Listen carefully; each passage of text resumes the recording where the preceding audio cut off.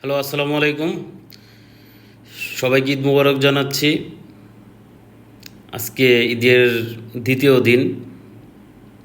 আমাদের কোরবানির ঈদ শেষ হলো। অবশ্য আরও 2 দিন আপনারা কোরবানি দিতে পারবেন। আজকে কথা বলতে যাচ্ছি দুর্নীতিবাজদের পশু কোরবানি নিয়ে। ভাই, কথা হয়েছে, সারা দিন আপনি হারাম টাকা উপার্জন করেন, আপনার বাড়ির মধ্যে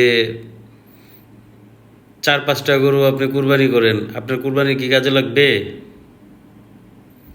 একটা কুরবানিও ভাই কাজে লাগবে না। ভাই, আপনার টাকা তো হারাম, আপনি তো হারাম টাকা উপার্জন করতেছেন ভাই।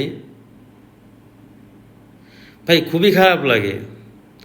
আর আমরা ভাই কেউ কিছুই বলি না এদের। ভাই, আপনারা কি দেখতে পাচ্ছেন এক একটা যে চাকরিজীবীগুলো আছে, তাদের কি অবস্থা, তাদের সন্তানের কি অবস্থা? ভাই, এদের লজ্জা শরম বলতে কিছুই নাই। যা মানে যা পারে ভাই, টাকা ইচ্ছা মতো উপার্জন করতেছে। ছেলে বাড়ি গাড়ি সবই পাচ্ছে, বড় বড় কথা বলতেছে। ভাই, টাকাই কি জীবনে সব? হ্যাঁ, হইতে পারে আপনার টাকাই সব, কিন্তু আপনার তো একটা সময় জবাবদিহিতা করতে হবে। আর আমরা যে মানুষজন আসি ভাই আশেপাশের, আপনার যে প্রতিবেশী আছে, যে এই যে হারাম টাকা উপার্জন করতেছে, আপনারাও তো তাদের কিছু বলতেছেন না। মসজিদে এসে সে কয়েকটা অনেকগুলো টাকা দান করে গেল, আর আপনারা সব কিছুই ভুলে গেলেন।